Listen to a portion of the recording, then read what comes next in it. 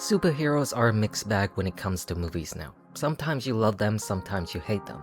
That's usually the case with Marvel, which has dominated the genre for over a decade. In recent years, however, people have grown tired of the mediocrity, the same boring formula repeated over and over. Some still show up hoping for quality, but when it's not there, the audiences drop off. And Marvel has at least one comfort in its own framing.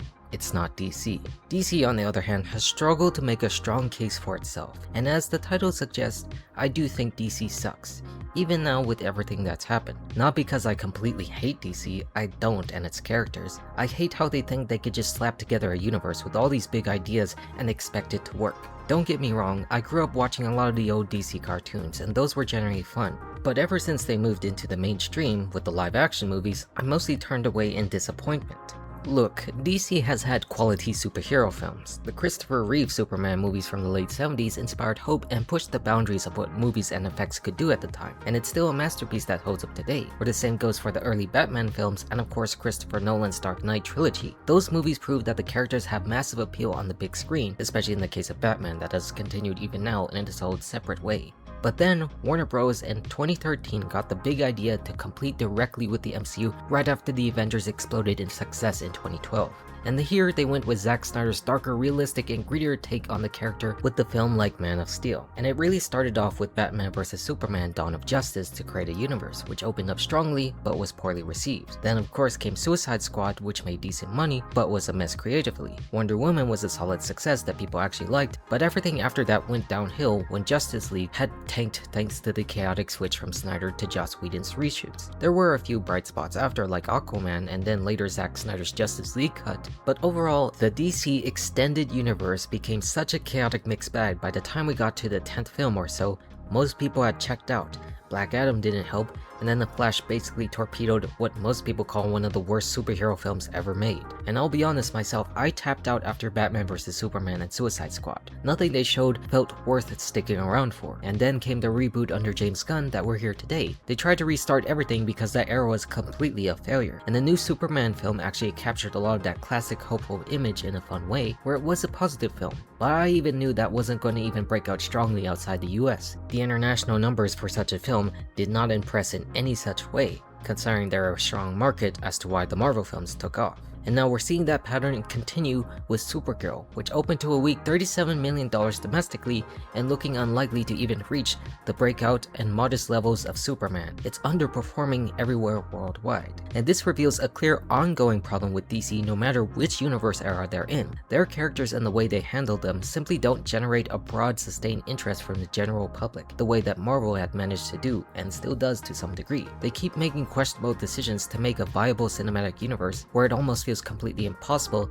that they even can do one. Where this video, in effect, will focus more on the films rather than the TV shows. I hardly care about that as the main factor, where it's about the performance of getting people to theaters, which clearly they are not doing a good job at right now. So let's go back before the DC universe existed with the modern DC extended universe. In 2013, Zack Snyder dropped Man of Steel. I'll be upfront about this, I really didn't have a huge problem with it. It was a decent start where Henry Cavill looked the part, where the visuals were epic and the Kryptonian world building had real scale. The film of course follows that entire journey of him becoming Superman, raised on Earth by Jonathan and Martha Kent after Krypton blows up, where he grows up hiding his powers while struggling with his identity. And years later, Zod arrives with other Kryptonians threatening to transform Earth into a new Krypton, and Superman has to make the impossible choices, including killing Zod to save humanity. At its time, it made solid money, around $670 million worldwide on a $225 million budget, and audiences were mostly okay with it. But that's where the trouble began. For a lot of longtime Superman fans, after Superman Returns, this film and its tone felt completely off. There wasn't the hopeful, inspiring Boy Scout that stood for truth, justice, and the American way. There was just this brooding, tortured hero in a dark, realistic world full of massive collateral damage and moral gray areas. The final battle leveled Metropolis into a city-destroyed slugfest that left people questioning whether even Superman was a hero. The way that Zack Snyder tried to build him up as a god and the mythology around it, or that darker, grittier approach,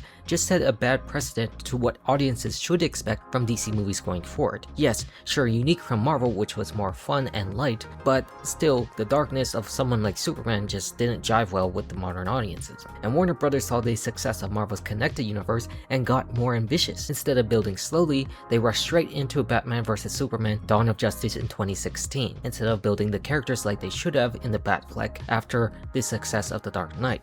And the plan here was just to launch the full Justice League era by pitting two of their most biggest icons against each other right away, which again is a great idea. They're the two most biggest characters in cinema history, as we've explored through the Reeves Superman films and of course the modern Batman films that came after that. But then again, it dives more into that dark themes with Batman and Superman questioning who they exactly are with their no-kill rules or whatnot that gets stretched in definitions, where Superman is dealing with the public fear and distrust, and Lex Luthor is manipulating the situation to put the two in a brutal confrontation. Put them all together with Wonder Woman showing up, Doomsday Chaos, and the seeds for a larger universe, where you got a very crowded, very messy movie, and the critics hated it. Audiences were split on it too, where it opened huge to a record-breaking $166 million for a superhero film thanks to massive hype, but the word of mouth after that was terrible.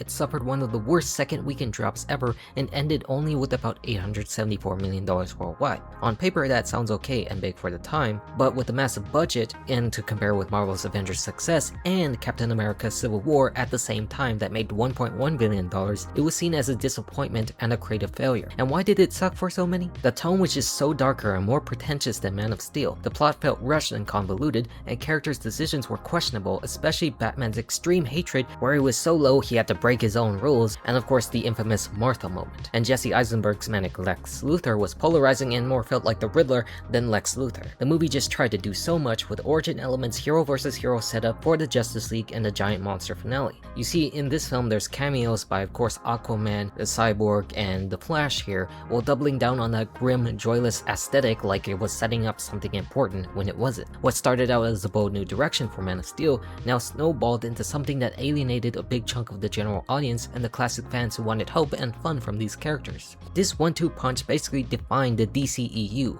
Ambitious visuals, strong individual performances in places, but deeply flawed execution, tonal whiplash, and a growing sense that DC was chasing Marvel's success in the wrong ways, with the mythos that Zack Snyder was building in this dark, brooding nature that just wouldn't jive with the audience. And even worse for DC was the mixed bag of follow-ups, the first being the Suicide Squad and then Wonder Woman. One was well received, and the other one was a completely mixed bag that sucked. Suicide Squad tried to go for the fun ragtag team of villains turned heroes after the events of Batman vs Superman. The plot throws together in a bunch of dangerous criminals, Deadshot, Harley Quinn in her breakout role, or whatever you can find under Amanda Waller's control. They're sent on a mission to stop a powerful threat, and then they win and they get put back in jail. It's something that had style, memorable moments, and that edgy anti-hero energy where it made decent money, about $749 million on its budget, but the film itself was just generally a mess. It was all over the place, the story felt choppy, the characters were underdeveloped, and the tone was wonky at best. What made it more frustrating is what happened behind the scenes. With this film, director David Ayer has been very open on how Warner Brothers ruined his complete original vision. After the negative reaction to Batman vs Superman,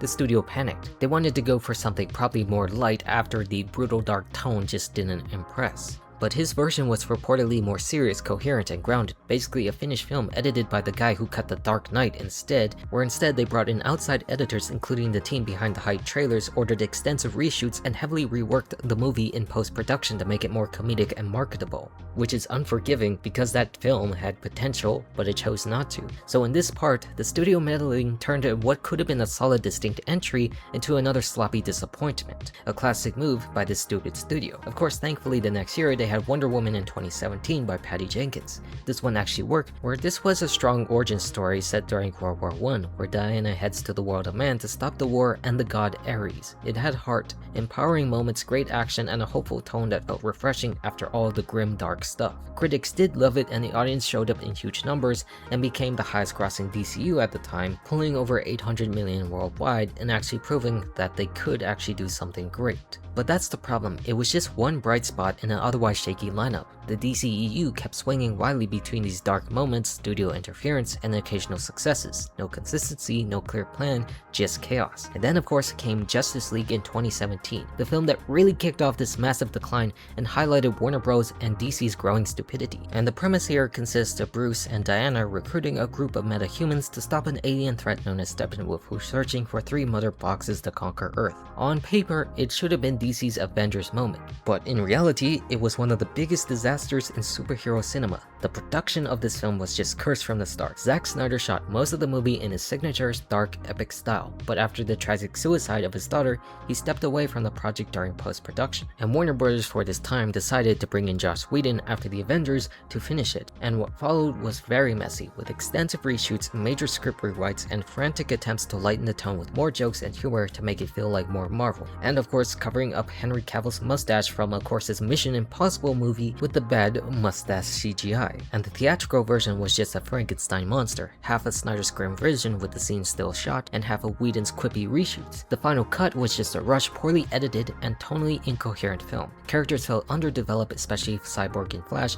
and the CGI was often terrible. The humor felt basically flat because it contradicted the tone from the original film to the reshoots, and the villain Steppenwolf was a forgettable, generic monster. The whole thing felt cheap and chaotic despite the massive $300 million budget, and critics and audiences destroyed it. It opened to $93 million domestically, but collapsed quickly to make only $661 million worldwide, barely improving over the first Man of Steel film. A huge disappointment for what was supposed to be a major team-up film. The movie just marked the point of where Warner Brothers' meddling and lack of clear plan became impossible to ignore. They panicked after their previous failures, tried to course correct mid-production, and ended up with something that pleased almost no one. It was the ultimate symbol of DC's early struggles, big ambitions, poor execution, and studio interference that makes everything worse. Of course, there was the later Snyder Cut in 2021, which a lot of fans preferred and was long, but we'll talk about that as I really didn't actually care for that. It's 4 hours long, it has many moments that I don't care for in the grandiose vision of Snyder's universe, and I just feel like it just doesn't make sense. And by this point, the damage was done. The DCEU just built a reputation for being messy and unreliable, and it only got harder to win back the audience after this. I mean, yeah, sure, Aquaman in 2018 was fun, colorful, and an underwater spectacle with Jason Momoa in the role, where it became the first and still the only DC film to cross $1 billion worldwide, where Shazam in 2019 was also another highlight, lighter, comedic, and heartfelt, but it also just proved how inconsistent they were. These movies did prove DC could deliver quality hits when they leaned into different tones and standalone stories, but honestly, it just proves the bigger point about that complete inconsistency. Ever since Justice League, there's been a glaring lack of vision, no real coherence to a larger narrative, no strong thread holding the universe together. Instead, it was just whatever they could throw at the wall that might stick. Some films went dark and epic, others went full comedy. A couple tried to be stylish and edgy, and just, fell flat. Where then Wonder Woman 1984 became a huge letdown after the first film. A weak story, cheesy villain, pandemic release drama, and just didn't land well with audiences the same way with that stupid end plot or whatever they were doing in the wish section of the film. These successes and misses side by side showed the real problem. There was no real room for steady growth or building something bigger, just panic, course corrections, and hoping the next film would swing and work. That lack of clear plan is why the DCEU just felt so unstable, and why for a lot of us it became exhausting to follow. Like, why would someone care about the film like The Suicide Squad, or care about the Justice League, or care about how the tone of Man of Steel felt, and then go look at something like Shazam? None of this makes any logical flow, unlike the Marvel films, where even despite some tonal differences, you can feel that they are in the same consistent universe. And even after all that, DC did try again with The Suicide Squad in 2021, the proper sequel directed by James Gunn. This was more bloodier, funnier, and a weirder take on the villain team, where it did have real personality, great ensemble work, and the signature Gunn mix of humor and heart. A lot of people did see it as the turning point and the proof that DC can loosen up and make something actually entertaining again, where this felt like the direction Warner Brothers secretly wanted, where not long after, they eventually turned to Gunn to help lead the entire franchise for the DC reboot. But even here, the bigger issue remained. They still lacked any long-term vision, and on the other hand, after this, you did have Black Adam in 2022.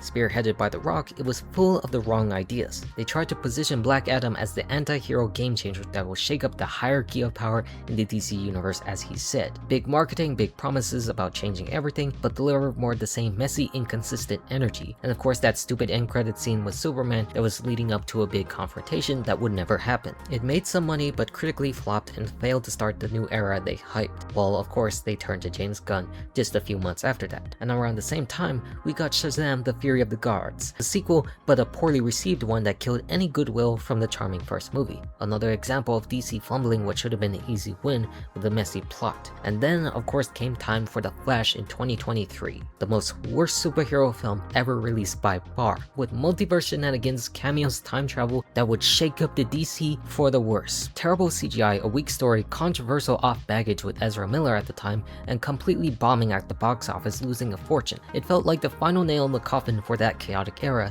with just ideas pushed in, thinking it would be the greatest superhero film that ever exists, but it wasn't. And by this point, the pattern was just painfully clear. Endless course corrections with big egos clashing with studio panic, and a zero consistent good creative direction. And now comes the time of the big reboot. Sure, there were still some tail end films like Blue Beetle and Aquaman and the Lost Kingdom, but realistically they were duds for what they were, unimportant and irrelevant by the time they hit theaters. Everyone could feel the reset button coming and had no intention of revisiting these films. And after the Flash bomb spectacularly, Warner Brothers and DC basically admitted it. Nothing from the era of the DC Extended Universe really worked. So they hand over the keys to James Gunn and Peter Safran to build a brand new DC universe from the ground up, laying an ambitious 8 to 10 year plan, with the first chapter being Gods and Monsters, including a mix of big movies and TV shows to tell one interconnected story, starting out with Superman as the true foundation, talking about bringing in familiar heroes like Batman and Wonder Woman alongside deeper cuts with a more unified creative vision. No more random swings, a real roadmap this time with writers, long-term actor deals, and a clear Bible guiding principle. On paper, it does sound coherent. Sounds like they're finally learning their lesson from the past chaos. But here's where I stayed skeptical when they first announced it. I've seen this movie before. DC has shown over and over again that they struggle to maintain vision and consistency once the project starts rolling out. Even with Gunn at the helm, building a successful shared universe is incredibly hard, especially when the audience has been burned multiple times. Just look at Marvel right now. The international appeal for these big godlike heroes have been shaky, and the strong Superman movie just doesn't automatically fix years of baggage. For example, let's bring us to James Gunn's Superman in 2025. I'll give it credit, it is a bright spot. Superman makes for a charming, hopeful Man of Steel in this film that feels closer to the classic appeal people wanted. The film has real heart, some generally fun moments, and supporting work that leans into the optimism and humanity of the character instead of the constant brooding nature. Visually, it's bright and colorful and tries to lay a foundation for the new DCU. Domestically, it did solid business, becoming one of the higher grossing Superman films in the US, but internationally for that part, the numbers were just noticeably weaker, even weaker than Man of Steel internationally. That's the same red flag we've seen before with these big DC godlike hero stories. It performed decently overall, crossing the $600 million